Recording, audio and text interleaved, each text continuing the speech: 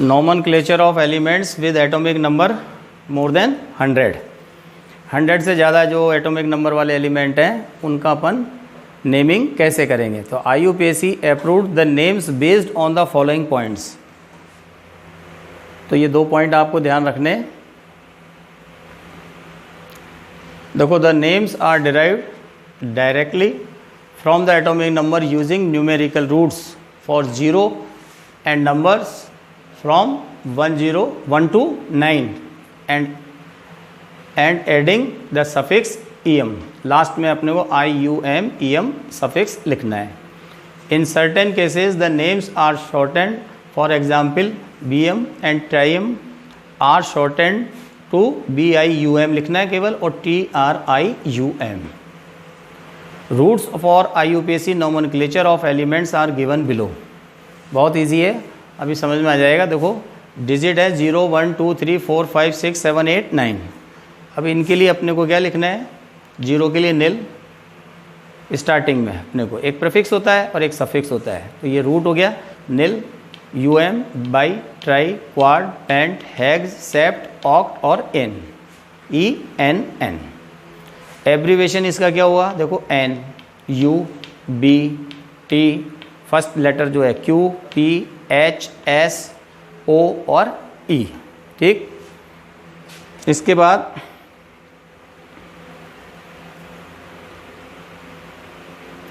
The recommended and official names of some super heavy elements are given below. अब ये बता रहे हैं, देखो कैसे। जैसे 101 है, तो 101, तो 1 के लिए क्या लिखेंगे अपन? अन, UN। 0 के लिए आ गया निल, फिर 1 के लिए आ गया अन, और लास्ट में क्या लिखना है? EM। ठीक है। अब सिंबल क्या हो गया इसका? 1 के लिए क्या हो गया? U, ये रहा 1 का क्या है? U, 0 का क्या है? N, और फिर 101 है ना, तो फिर 1 के लिए क्या आएगा? U, तो UNU। इसी तरह 102 है, देखो और देख लो, 102 है, तो 1 का तो क्या आ गया? U, 0 के लिए क्या आ गया? N, और 2 के लिए क्या है? प्रीफिक्स, इसका क्या है? एब्रीवेशन क्या है? B, तो UNB। इस तरह से चलेगा। ठीक है। अब इसमें ये क्या आ गया? U, 0 का क्या आ गया? N, और 3 का जो है वो क्या है? T। तो यहाँ UNB की जगह क्या आएगा? UNT आएगा यहाँ पर। ये मिस प्रिंटिंग है B, यहाँ अपने को T लिखना है। एलिमेंट कौन सा है? लॉरेंशियम है, 103।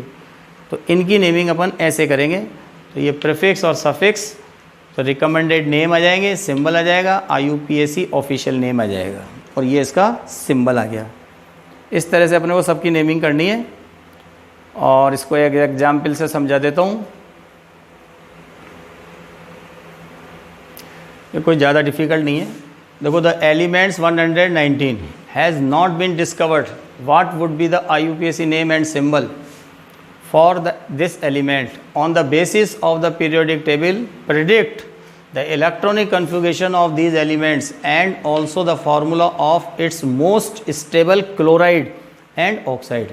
एक एलिमेंट है जो अभी डिस्कवर नहीं हुआ, लेकिन उसने कहा कि जब भी होगा तो उसका अपने को सिंबल लिखना है, और ऑक्साइड और क्लोराइड का फार्मूला लिखना है, और उसका इलेक्ट्रॉनिक कन्फिगरेशन कैसे लिखेंगे।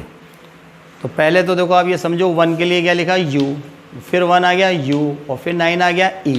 तो अन इनियम, और लास्ट में क्या लगाना है अपने को? सभी में EM। ये क्या है? सफिक्स। और इसका सिंबल अपन ऐसे लिख देंगे UUE। अब इलेक्ट्रॉनिक कन्फिगरेशन वही ऑफ बो प्रिंसिपल चलेगा, सबसे कम एनर्जी से, फिर उसके बाद जिसकी ज़्यादा है फिर इंक्रीजिंग ऑर्डर में है। तो ये चलते चलते लास्ट में क्या आएगा? 6d10, 7s2, 7,6 और 8s1। टोटल इलेक्ट्रॉन कितने हैं? 119। ठीक है। तो 119 देखो कहाँ पर आएगा? लास्ट में 8s1। आपको पता हो कि 7th पीरियड जो था, 6th पीरियड कहाँ पे एंड हो रहा था? 86 पे। तो फिर 7th कहाँ से स्टार्ट हुआ था? 87 से, और एंड कहाँ होगा? 118 पे। फिर 8th पीरियड जब भी होगा इन फ्यूचर, तो 8s1, तो वो आ जाएगा 118 के बाद 119। तो किस में आएगा? फर्स्ट ग्रुप एल्कली मेटल्स में। अब एल्कली मेटल की वैलेंसी क्या होती है? 1, sodium, lithium, potassium, rubidium, caesium. तो सोडियम ऑक्साइड का फार्मूला क्या होता है Na2O, लिथियम ऑक्साइड का Li2O और सोडियम क्लोराइड का क्या होता है NaCl। तो वैलेंसी 1 है तो इसका फार्मूला ऑक्साइड का क्या हो गया UuE2O, जैसे सिंबल हो गया ना ये Na2O।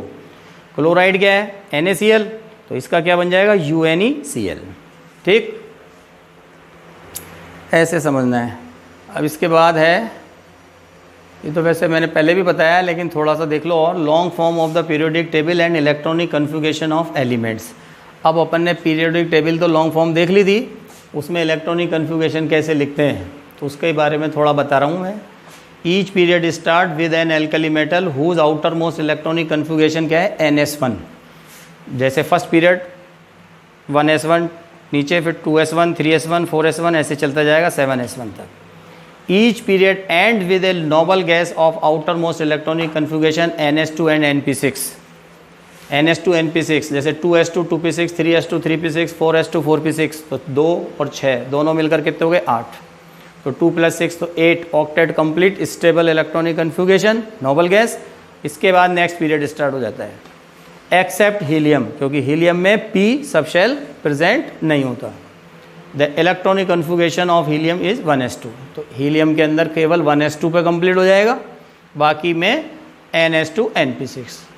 The number of elements in a period is equal to the number of necessary elements to acquire NS2 NP6 configuration in the outermost shell. मतलब कह रहा है कि जितने भी एलिमेंट पीरियड किसी पीरियड में होंगे वो इसमें डिपेंड करेगा जब तक कि उसका NS2 NP6 कंप्लीट ना हो जाए।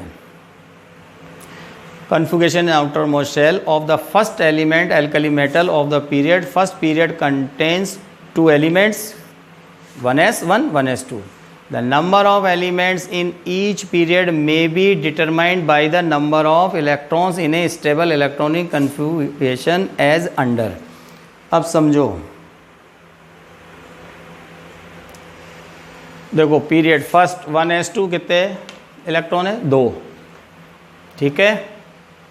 Second 2s2 2p6 8, third 3s2 3p6 8, fourth में क्या होगा पहले 4s1 4s2 मतलब 4s कंप्लीट होगा, उसके बाद कौन सा कंप्लीट होगा 3d, फिर क्या होता है 4p, तो टोटल कितने आ गए इलेक्ट्रॉन्स 18, तो एलिमेंट भी कितने आ जाएंगे 18। फिफ्थ में 18, सिक्स्थ में क्या है 6s2, ठीक है, 4f14 भी आएगा, 5d10 भी आएगा, उसके बाद 6p का नंबर आएगा, तो कितने हो गए 32।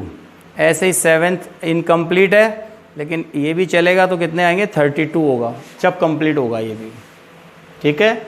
इसीलिए फर्स्ट पीरियड में 2 एलिमेंट हैं, सेकंड और थर्ड में 8 8 हैं, फोर्थ और फिफ्थ में 18 है और सिक्स्थ में 32 है। In next class we will discuss classification of elements on the basis of their electronic configuration। कौन से S block, P block, D block and F block. अभी अलग अलग कल बताऊंगा आपको, है ना।